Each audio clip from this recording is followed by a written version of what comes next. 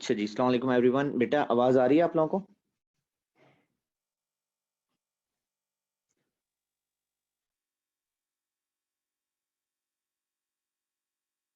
Okay good.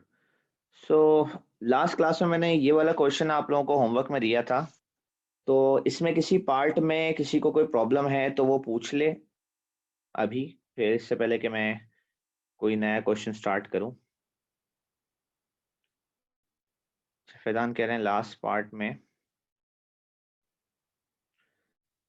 Part में इन्होंने आपसे कहा है, in the experiments the results have been obtained by starting with pure N2O4 and then letting the equilibrium with NO2 gas forms, यानी कि शुरू में इनमें से एक रिएक्टेंट है और प्रोडक्ट एग्जिस्ट नहीं करता। ठीक है, ये इक्वेशन है N2O4 फॉर्म्स 2NO2।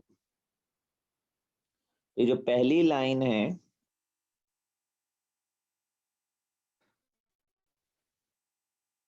इन्हें starting with pure N2O4 and then letting the equilibrium with forms, इससे पढ़ने के बाद आपको पता चलता है कि इन्होंने रिएक्शन कुछ इस तरह से कराया है कि N2O4 रिवर्सिबली फॉर्मिंग 2NO2। तो इनिशियली इसके कुछ Y मोल्स थे और इसके 0 मोल्स थे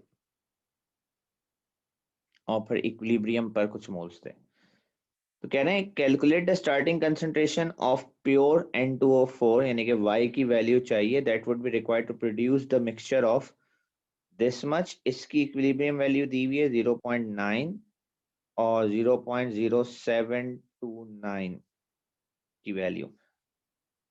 तो आपकी जो वर्किंग है ये सब सेट करने के बाद ग्रीन कलर से मैं वर्किंग कर रहा हूँ, स्टूडेंट को बताना चाहिए कि y में से एक वैल्यू निकलेगी x और यहाँ 0 में एक वैल्यू ऐड हो जाएगी 2x।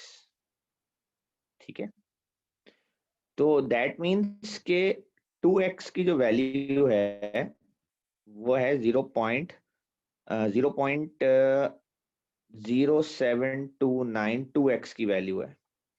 तो फैजान भाई यहाँ से पहले तो आप x निकालें, यहाँ से x निकालने के बाद यहाँ से x फाइंड करने के बाद आप यहाँ पुट कर देंगे कि y minus x is equals to 0.9। ठीक है, यहाँ x को पुट करेंगे तो इससे आपके पास y की वैल्यू हो जाएगी, यानी कि अगर आप y निकालना चाहते हैं तो y will be 0.0729 over 2 plus 0.9, इससे आपके पास y की वैल्यू आ जाएगी।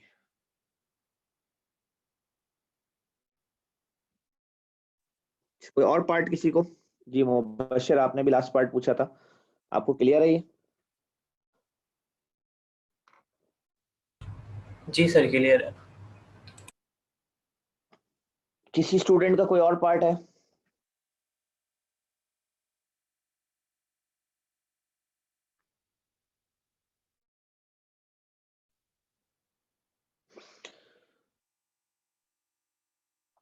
ई का पार्ट, ई का लास्ट पार्ट है, how would your value for the equilibrium constant change if the pressure applied to the equilibrium was increase. मैंने आपको कल भी बताई थी ये बात कि प्रेशर चेंज करने से इक्विलिब्रियम कांस्टेंट चेंज नहीं होता बेटा। तो जो पार्ट 4 का आंसर है वो है नो चेंज।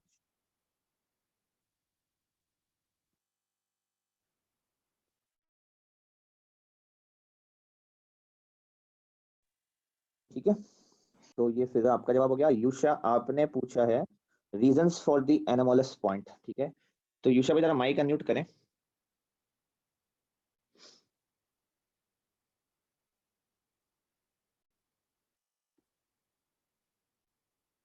युषा भाई कहाँ गए? जी सर बोलो। लाइन पॉइंट लाइन से नीचे है ऊपर है? ऊपर, एक मिनट, ये नीचे है सर। लाइन से नीचे है, पॉइंट आपका लाइन से नीचे है। नीचे होने का मतलब होता है इसका वाई कोऑर्डिनेट कम हुआ है और एक्स कोऑर्डिनेट ज्यादा हुआ है। ठीक है, हम्म, यानी कि इक्विलिब्रियम पे N2O4 ज्यादा बचा हुआ है। प्रॉब्लम क्या है, प्रॉब्लम ये डिफाइन हुई है कि ये ज्यादा बचा हुआ है और ये कम बना हुआ है। ठीक है, सोल्यूशन क्या है, सोल्यूशन ये है कि ये इसको कम होना चाहिए था और इसको ज्यादा। ये बात समझ में आई आपको? जी ठीक है सही। तो आप इसके जैसे इक्विलिब्रियम स्टैब्लिश नहीं हुआ ना सही से, इक्विलिब्रियम रिएक्शन कंप्लीशन की तरफ गया नहीं है अभी, तभी तो ये आपने रीडिंग ले ली है उससे पहले। ठीक। ये लिखा हुआ है यहाँ पे, इक्विलिब्रियम आया ही नहीं था, अभी आपने रीडिंग ले लिया।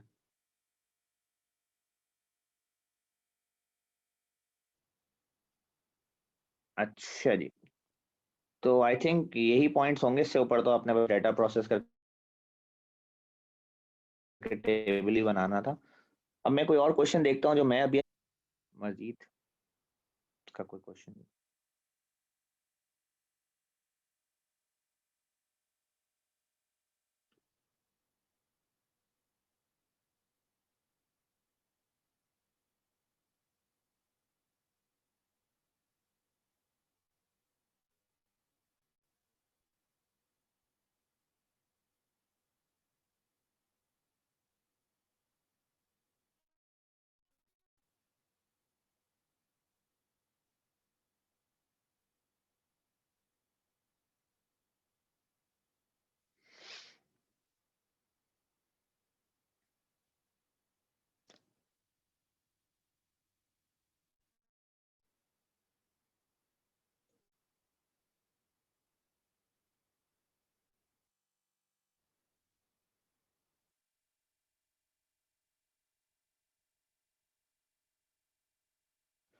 अच्छा, if you can all come on to this question, ये क्वेश्चन ढूंढे जरा अपने पास।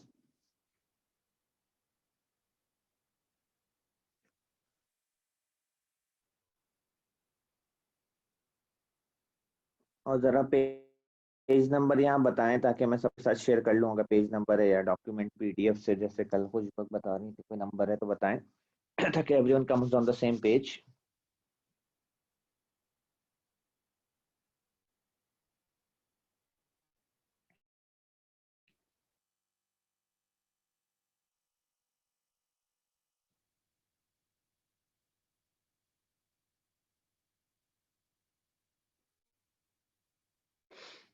जी, आई थिंक सब आ गए होंगे, अभी तक इसको ढूंढ लिया होगा सबने अपने डॉक्यूमेंट में। So let's start with the question. इसमें इन्होंने कहा है, in order to identify a monoprotic acid, monoprotic acid कहते हैं जिसमें सिर्फ एक एच, ठीक है, जैसे HCl HNO3 मोनोप्रोटिक एसिड कहलाते हैं। पर ये कार्बोक्सिलिक एसिड है, it's a carboxylic acid. The following experiments are 25 cm cube of an aqueous solution of HX is titrated against,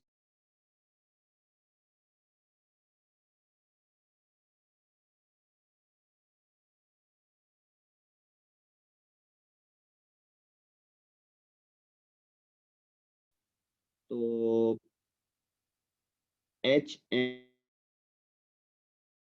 plus Na2CO3 acid plus metal carbonate की equation है, salt water and carbon dioxide बनेगा। Balance करने के लिए यहाँ पर 2 लगेगा, ठीक है, जिसके बाद यहाँ पर 2 लग जाएगा और इक्वेशन बैलेंस्ड हो जाएगी। अच्छा, फैजान कह रहे हैं आवाज ब्रेकअप हो रही है, किसी और भी मेरी आवाज ब्रेक हो रही है?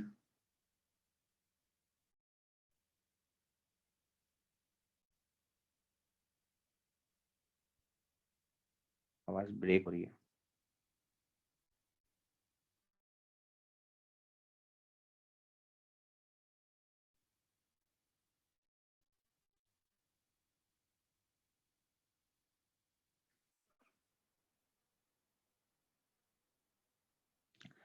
अभी बेहतर है बेटा आवाज? अभी सही आ रही है जी आवाज? सर, जी सर सही आ रही। बीच में थोड़ा सा कोई प्रॉब्लम लैग आया होगा।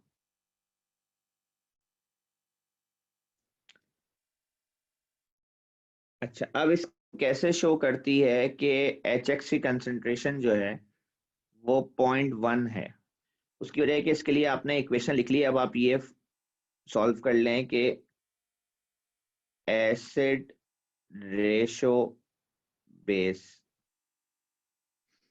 तो आप लिखें C1V1/N1 इक्वल्स टू C2V2/N2। इस हिसाब से एसिड की कंसंट्रेशन 0.1 है।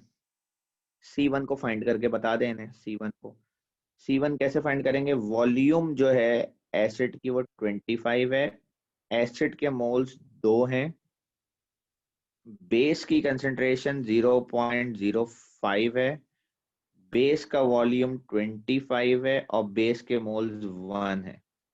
तो ऑब्वियसली 25 से कैंसिल हो जाएगा और C1 जो है वो 0.5 इंटू हो जाएगी, तो that is 0.1। So that proves. ये बात क्लियर है सबको कि आप मतलब हाउ डज इक्वेशन शो नहीं था अगर आप इसको सिंपली कह देंगे calculate concentration of H x, तो एच एक्स की कंसंट्रेशन कैलकुलेट करके बतानी थी आपने उन्हें।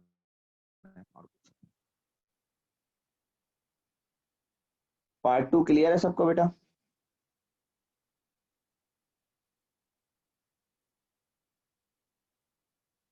जी सर सही है। जरा सब बच्चे रिस्पॉन्स कर दिया करें ताकि मुझे पता चले, तो एज अ क्लास हम आगे मूव कर सकें।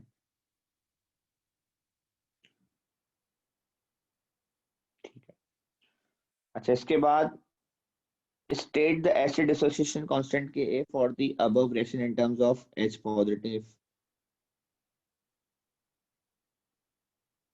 वैसे तो ये होता है H positive into X negative, पर इन्होंने क्योंकि कहा है कि आपने सिर्फ H पॉजिटिव और उसके फॉर्म में, तो आपको H पॉजिटिव का स्क्वायर करना पड़ेगा। क्योंकि रिकॉल कर लें आप ये बात कि concentration of H positive is equal to concentration of X negative, इसलिए हम एक्स स्क्वायर लिख रहे हैं यहाँ पे। ठीक है, इन्होंने आपको बताया हुआ है कि पीएच जो है वो 2.43 है। Use the pH and the concentration of H X to show that pK value. तो आपको पहले पीके निकालने के लिए आपको के वैल्यू चाहिए, और के वैल्यू निकालने के लिए आपको H पॉजिटिव का स्क्वायर करना पड़ेगा।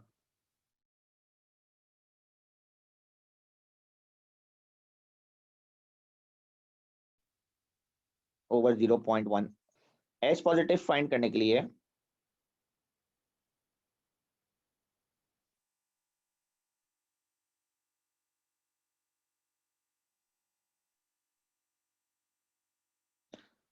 आप एंटी लॉग लोगे।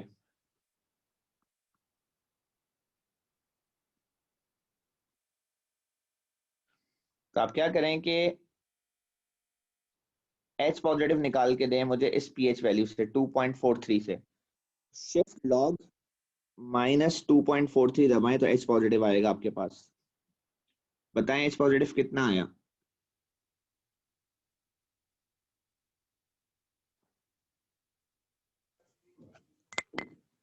0.0037। तो फिर उससे के आपके पास इस तरह आएगा। इसका स्क्वायर करें, डिवाइड करें 0.1 से, के बताएं कितना आया?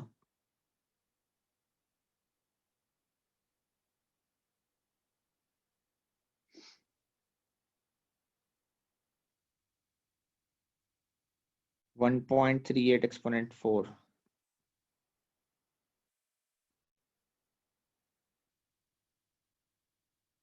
ये के आया। अब पी के निकालने के लिए आप इस वैल्यू का माइनस लॉग लें।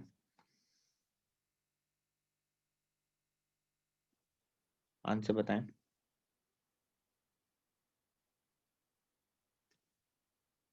3.86।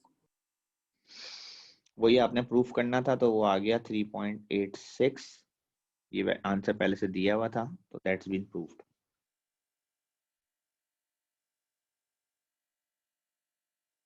ठीक है। इसके बाद इन्होंने क्या किया है, in an experiment various masses of the salt, sodium salt of the acid NaX are added to separate portions of 100 cm cube of HX while stirring.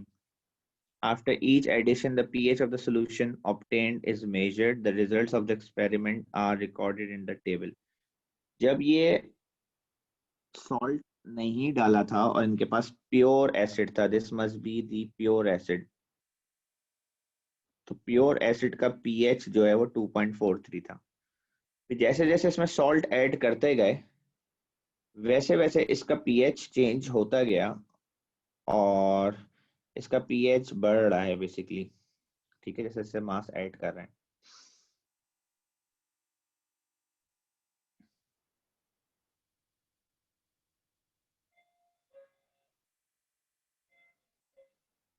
एक सेकंड रुकिएगा जरा, कोई आया है। जब तक आप जरा एक ग्राफ प्लॉट करें प्लीज, ये ग्राफ स्टार्ट कर दें प्लॉट करना, फिर उसके बाद के क्वेश्चन आगे हैं।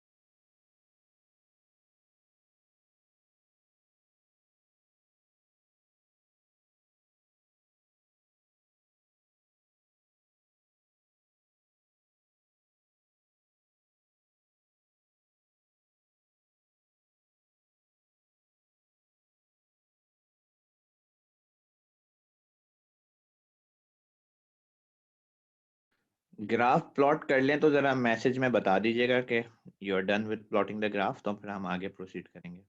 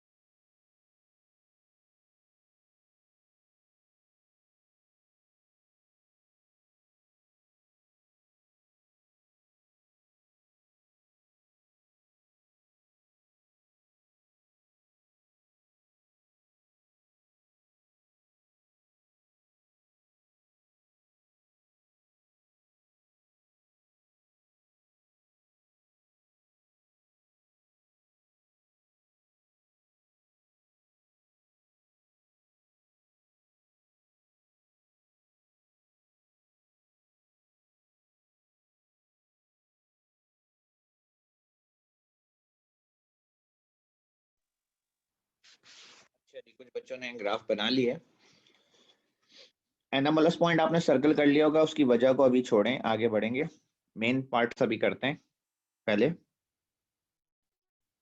देखें, इन्होंने कहा है कि आपका ग्राफ शो कर रहा है कि पीएच ऑफ 3.86 तब ऑब्टेन होता है जब 1.12 ग्राम NaX ऐड हो।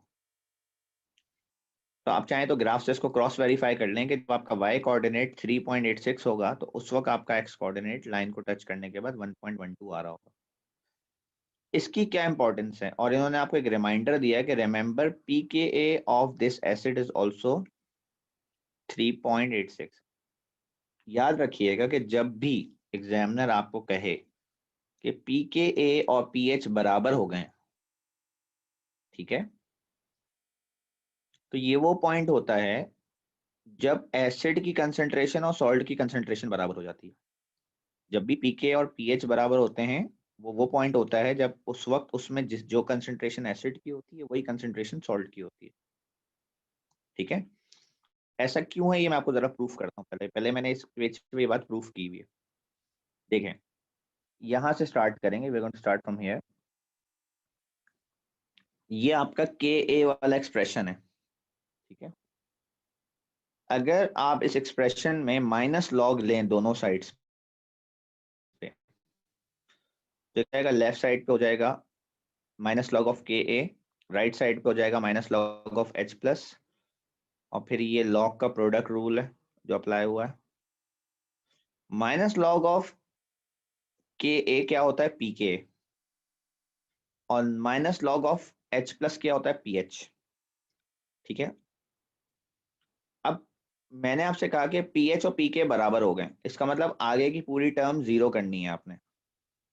pH और pK को बराबर करने के लिए आगे की पूरी टर्म को आपको जीरो करना पड़ेगा। जीरो तब होगी जब एसिड और सॉल्ट की कंसंट्रेशन बराबर हो, ताकि उनका रेशियो 1 आए। उनका रेशियो 1 आएगा तो लॉग 1 जीरो हो जाएगा। ठीक है, तो जब एसिड और सॉल्ट की कंसंट्रेशन बराबर होगी तो लॉग 1 आ जाएगा वहां पे, और लॉग 1 जीरो होता है तो पूरी आगे की टर्म हट जाएगी और pH और pK बराबर हो जाएगा।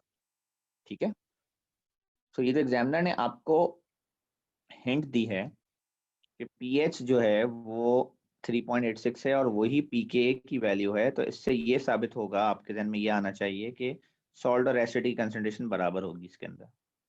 यहाँ तक की बात समझ में आई तो हम आगे बढ़ेंगे। अभी हमने आंसर की तरफ तो बढ़े ही नहीं है, तो मैं आपको ये प्रूफ करने में लगा हुआ था कि इस हिंट से पता क्या चला। ये बात समझ में आई तो बताएं, आगे बढ़ें फिर।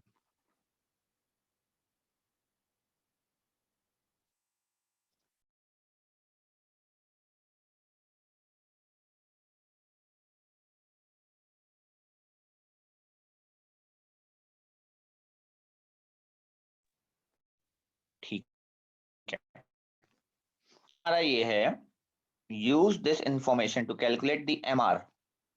आपने एमआर निकालना है, तो भाई वो ऐसे निकलेगा, ये मैंने ग्रीन कलर से हाईलाइट किया है कि आपने 1.12 ग्राम 100 सीएम क्यूब में डिसॉल्व किए हैं, तो उस हिसाब से 1000 सीएम क्यूब में कितने हुए, तो उस हिसाब से 1000 सीएम क्यूब में 11.2 ग्राम हुए। एग्री? और आपको सॉल्ट की कंसंट्रेशन पता है, क्योंकि आपको पता है कि एसिड की कंसंट्रेशन थी 0.1 मोल इन 1000 सीएम क्यूब। तो यही कंसंट्रेशन अब सॉल्ट की है। उस हिसाब से हमने कहा कि 0.1 मोल 1000 में थे। तो इम्पोर्टेंट बात यह है कि अब आपके पास 1000 में मास भी आ चुका है और 1000 में ही मोल आ चुके हैं। एमआर निकालना आसान है। से हम इस पॉइंट पे गए, यहां से हम इस पॉइंट पे आ रहे हैं। एमआर होता है मास ओवर मोल, तो मास है 11.2 और उसके अंदर मोल है 0.1, तो हमारा एमआर तो 112 हो गया एमआर एच एक्स का, आई एम सॉरी NaX का।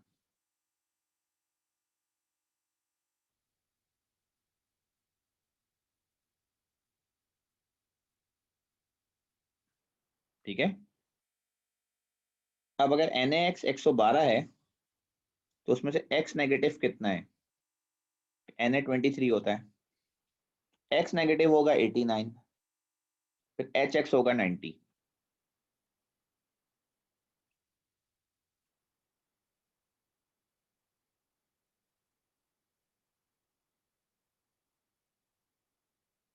ये कैलकुलेशन देख लें जरा।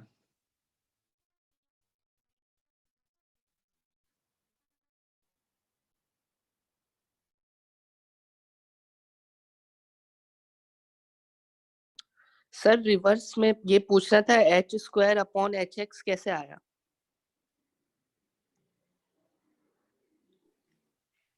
कुछ भी पूछ सकता है भाई, वो फारिग है।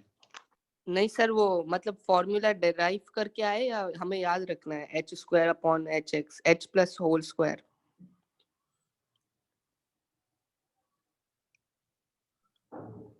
बेटा ये रिवर्सिबल रिएक्शन होते हैं, उसका केस ही है वो।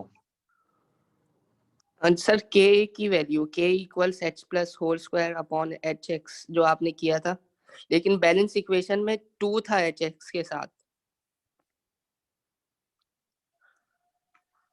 मैं आपका सवाल तो समझ गया हूँ बेटा।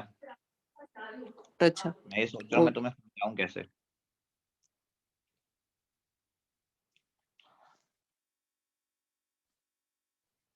भाई ये जो आप सवाल पूछ रहे हैं ना, वो यहाँ से ताल्लुक रखता है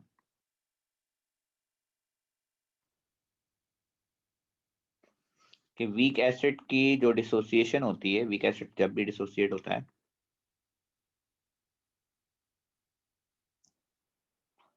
तो पार्शियली डिसोसिएट होता है।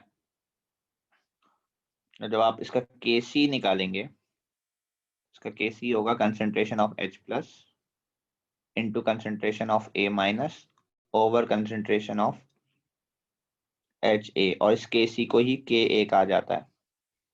और क्योंकि कंसंट्रेशन ऑफ H+ और A- बराबर होती है, इसलिए KA को लिखा जा सकता है H+ का स्क्वायर ओवर HA।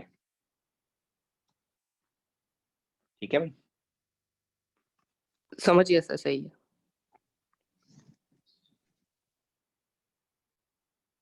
एक सेकंड रुकिए।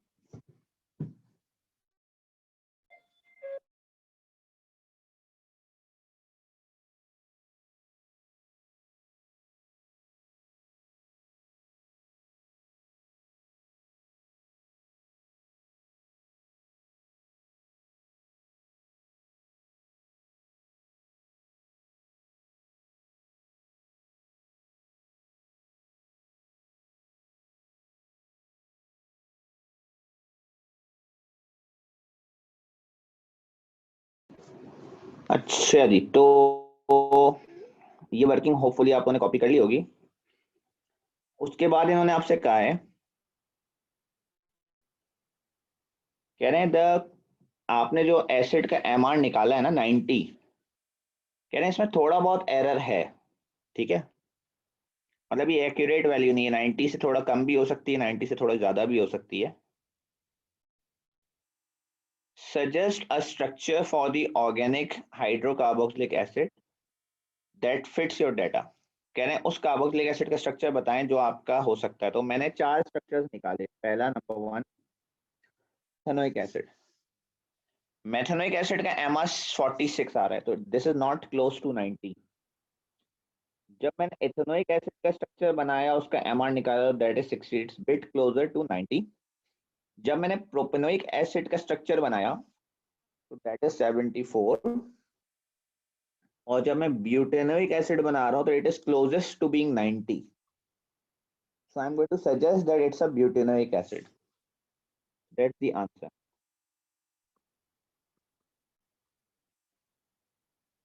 ये बात समझ में आई भाई सबको?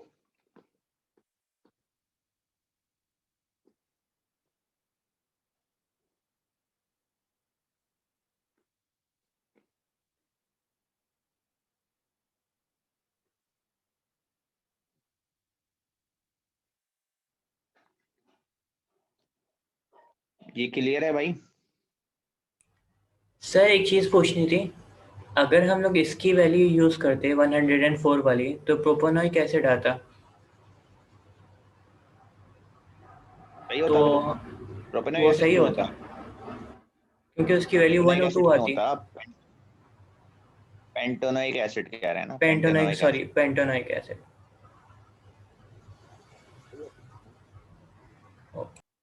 पर आपके ऊपर की वैल्यू गलत होना चाहिए ना फिर। अगर आप ऊपर कैलकुलेट नहीं कर पाए तो नीचे 104 यूज करके पेंटोनिक एसिड कर देंगे, सही होगा आंसर बिल्कुल। तभी तो उसने आपको देखें ये हेल्प की है कि बच्चे ने अगर ऊपर मार्क्स लूज कर दिए उसकी वजह से वो नीचे मार्क्स लूज ना करे ना कहीं, वरना तो उसके 3 मार्क्स तो गए गए ऊपर, एमआर सही नहीं आया तो साथ में उसकी वजह से नीचे का 1 मार्क भी लूज हो जाए। तो ये तो इस क्वेश्चन का 15% 15 मार्क्स का क्वेश्चन होता है। 15 मार्क्स के क्वेश्चन में से अगर 4 मार्क्स लूज कर दें आप तो लाइक बीइंग 30, तो 30% मार्क्स लूज कर देंगे आप अपने 4 मार्क्स लूज करने का मतलब है। तो इसलिए उसको कनेक्शन नहीं बनाया उससे उन्होंने।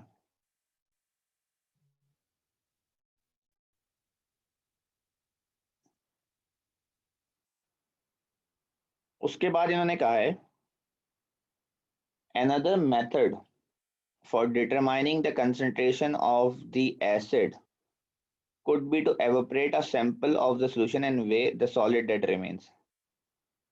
कह रहे हैं एक तरीका कंसंट्रेशन एसिड का निकालने का ये है कि आप सारा पानी उड़ा दें और जो सॉलिड रहेगा उसका वजन करें। कह रहे हैं कि 2 वजूहत बताएं कि ये मेथड सही नहीं होगा। ठीक है, देखें ऑर्गेनिक एसिड्स को अगर आप हीट करें तो उनकी वॉलेटिलिटी का इश्यू होता है कि अगर उन वो भी साथ में एवापोरेट डिकम्पोज हो सकते हैं। ठीक है, तो इस वजह से जो है आप उनका सही मास फाइंड नहीं कर पाएंगे, यानी कि सारा पानी एवापोरेट होने के साथ साथ थोड़ा सा एसिड भी एवापोरेट हो सकता है या रिमेनिंग एसिड थर्मली डिकम्पोज हो सकता है कार्बन डाइऑक्साइड वाटर में। तो ऐसे ऑर्गेनिक सब्सटेंसेस के साथ हीट करके वाटर एवापोरेट करने वाला काम सही नहीं रहेगा। इसका आंसर हम सजेस्टेड आंसर पढ़ते हैं जी। इन्होंने पहला लिखा है कि वो भी वॉलेटाइल होगा, वो भी एवापोरेट कर सकता है। दूसरा वो थर्मली अनस्टेबल होते हैं ऑर्गेनिक कंपाउंड्स, तो वो डिकम्पोज हो सकते हैं। This marks the completion of the whole chapter सिवाय एनामोलस पॉइंट के। तो एनामोलस पॉइंट के लिए आप क्या करेंगे, पहले तो पॉइंट आ कहाँ रहा है, लाइन के बिलो या लाइन के ऊपर जी।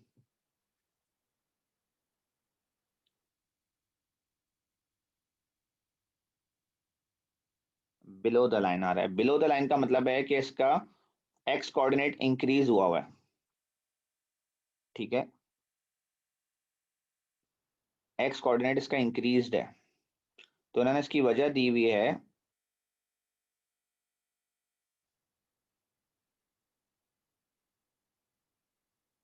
If the anomaly is below the line. अगर एनोमली लाइन के बिलो है तो NaOH कम डला हुआ है, और अगर एनोमली लाइन के अबव है तो NaOH ज्यादा डला हुआ है। ठीक है, तो वो आप एक्स एक्सिस से अपना आंसर दे सकते हैं। देखें ये जो एनोमलस पॉइंट है ना, इसके लिए मैं आपको बताऊं, सीखने के लिए आप जितनी पॉइंट्स इसके सीख लें वहां पर आपकी किस्मत होगी कि अगर कोई ऐसे पॉइंट आता है कि आप उसको एक्सप्लेन कर पाते हैं, ठीक है, नहीं कर पाते मेनली आप अपना फोकस जो है ना, जो आज ज्यादा आसान मार्क्स है ना उस पर अचीव करने पे लगाएं। इस क्वेश्चन के साथ मुझे इशू ये था, इसका ये क्वेश्चन D1 पार्ट बहुत ही मुश्किल था। ये स्टूडेंट्स एग्जाम एनवायरनमेंट में बैठ के मुश्किल होता है उनके लिए इतना बड़ा चीज ड्राइव करना। मतलब इसका इतना पार्ट तो मैंने ड्राइव किया आपके लिए, बच्चे को तो ये हिंट मिल जाएगी कि दोनों बराबर हैं तो वो है, उसकी तो कैलकुलेशन ये है, इवन देन उसमें बच्चे गलती करते हैं। ठीक है, अच्छा पास कल एज अ होमवर्क के लिए, आज के लिए ये क्वेश्चन जरा ढूंढ लें कहाँ पर है।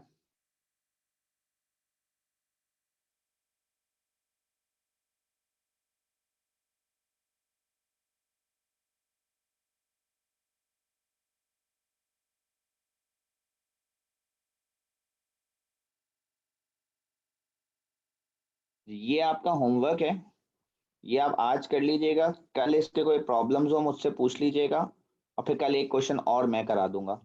इंशाल्लाह इस वीक के अंदर हम ये इक्विलिब्रिया के P5 खत्म कर लेंगे और फिर नेक्स्ट वीक जब आपसे मुलाकात होगी तो फिर हम ऑर्गेनिक स्टार्ट करेंगे इन स्कूल। ठीक है, आज हम यहीं तक रखेंगे बेटा, इस क्वेश्चन को कर लीजिएगा आप, बाकी कल एक क्वेश्चन और कराऊंगा।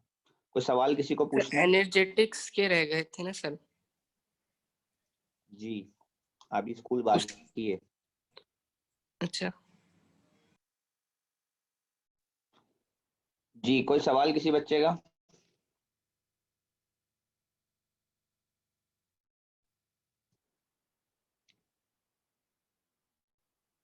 नहीं, चलें फिर कल मुलाकात होती है। अल्लाह हाफिज।